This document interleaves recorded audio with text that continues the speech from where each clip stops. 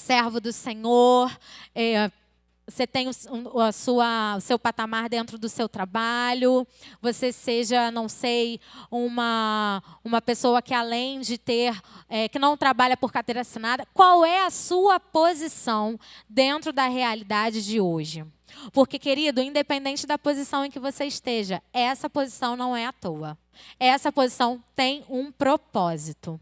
E assim, provavelmente, foi o que Mordecai pensou. Misturei Mardoqueu com Mordecai. Pensou. Só que, da mesma forma que Esther, ali, né, dentro da realidade em que ela vivia, ela meio que arranjou uma desculpa do tipo, olha, o que ela estava querendo dizer? Eu não consigo ir até lá. Eu só posso ir se o rei me chamar. Bem ou mal, era uma desculpa. Já dava a entender o quê? Que ela não ia conseguir ir, a não ser que o rei chamasse. Se o rei já estava 1 mês sem chamá-la, os judeus não iam esperar muito. Assim somos nós. Às vezes, querido, nós queremos participar do propósito, mas sem querer viver o processo. Não tem como. A gente quer uma igreja grande, bonita, mas não tem como participar desse propósito se não viver o processo. A gente quer, talvez, alcançar um patamar superior dentro do nosso trabalho, mas não tem como alcançar esse patamar superior se não passar pelo processo. Não é de muito costume do ser humano querer o alto salário, querer o carro, querer aquilo outro, mas não querer passar pelo processo. E a gente precisa passar pelo processo. Se nós queremos, né, ter mais gente dentro da igreja, a gente precisa passar pelo processo. E qual processo é esse, amado? É de todos os dias a gente não negar a nossa fé, ainda que o mundo negue. Isso é um processo para a vida e é um processo muito grande. Não tem como, querido, viver o propósito sem viver o processo. Não tem como. Não tem como a gente querer viver um casamento feliz se a gente não caminha para esse casamento feliz. E às vezes, só abrindo um parênteses aqui, o caminho para um casamento feliz, amado, não digo nem que comece no namoro, começa na sua oração. Como você ora para poder alcançar aquilo que você deseja. Como que você ora para alcançar a bênção que você almeja. A oração é o primeiro passo para o processo. E, queridos, o Senhor, Ele sabe de tudo e Ele não nos coloca em uma determinada posição à toa. E uma coisa que depois a gente vai perceber é que Esther é convencida. Esther fala, então, faz o seguinte, jejua, né? Se prepara. Eu preciso de ajuda para me preparar para falar com o rei, para poder fazer alguma coisa pelo povo. Ela dá ouvidos ao seu tio. E eu não vou dizer que Mordecai ali se apresenta como um motivador. Eu acho que mais do que motivador, ele se apresenta ali como um instigador. Quem é o instigador da sua vida, querido? Às vezes é o seu marido, às vezes é a sua esposa, às vezes é a sua mãe, às vezes é o seu pai. Pessoas que não aparecem ali como motivadores, mas como instigadores. Porque instigar é muito mais ousado do que só motivar. Instigar é como se fosse assim, te alfinetar para você caminhar no lugar certo. Eu tenho certeza que eu sou instigadora do meu marido. Eu sou instigadora, alfineto até eu entender que ele entendeu para onde ele tem que ir. Então, às vezes, o seu maior instigador seja o seu filho. Às vezes, o maior instigador seja alguém que nem é da sua parentela. Pessoas que ficam ali, ó, te alfinetando para você o quê? Ei, não é assim não, querido. Você está pensando que só porque você... Aí começa, né? Aí o resto vocês já sabem completar. Isso são instigadores. E, amados, eles são importantes na nossa vida. Sabe por quê? Porque, às vezes, a motivação ela não é só suficiente. O que é motivar? Motivar, tem um monte de coach que sabe.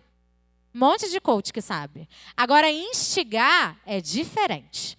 Quem instiga é aquele que está próximo. Mordecai era tio de Esther. A gente sempre vai ser instigado. Tem gente que espera ser instigado, às vezes, pelo pastor da igreja. Não, querido, quem te instiga é quem está próximo. Se quem está próximo de você está te cutucando, isso daí não está bom não. Isso aqui precisa melhorar. Dá ouvido, porque Esther deu ouvido a Mordecai. Ela poderia simplesmente estar falando assim, meu querido, eu sou rainha agora. Não posso ir. Você quer que eu faça o quê? Não dá para ir, não. E ter batido o pé e ficado ali. Mas não, ela deu ouvidos. Então, igreja, reflita aí. Quem são os seus maiores instigadores? E dê ouvidos a esses instigadores. Instigador não é perturbador não, tá, querido? Vamos, diferenciar aí. Aquele que instiga quer o seu melhor. Quem te perturba quer o seu pior. Já sabe.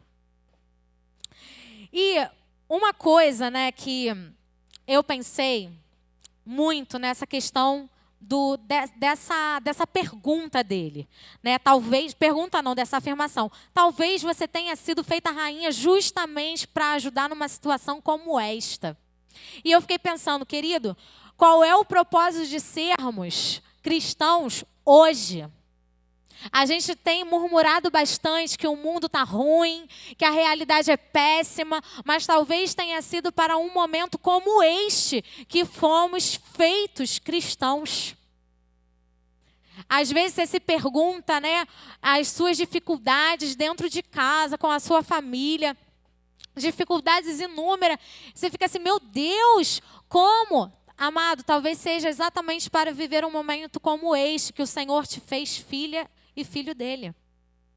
Talvez seja para um momento como este que o Senhor te fez mãe de quem você é mãe. Talvez seja justamente no momento como este que você é marido, você é esposa de quem você é. Talvez seja justamente no momento como este que o Senhor tenha te feito jovem e adolescente cristão. O mundo tem falado muito, dessa geração, dessa juventude, que é uma juventude mimizenta, que é uma juventude isso, que é uma geração nananã.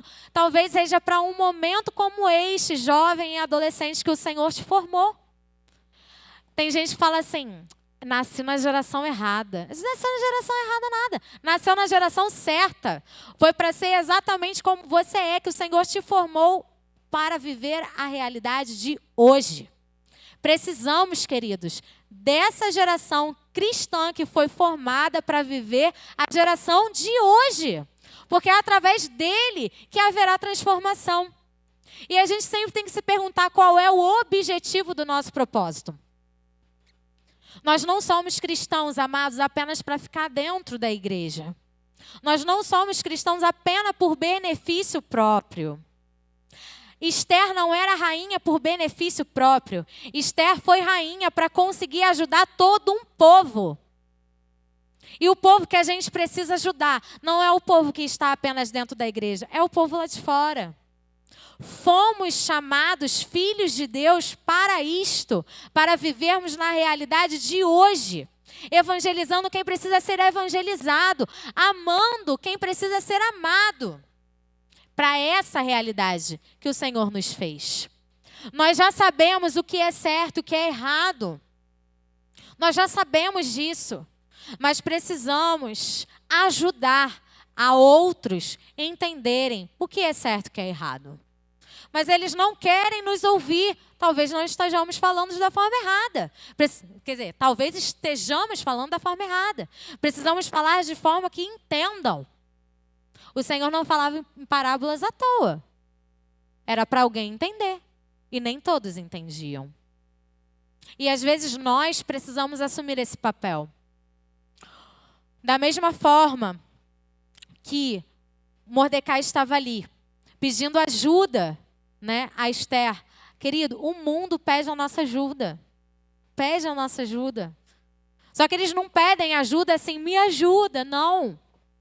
Eles pedem ajuda nos mínimos detalhes.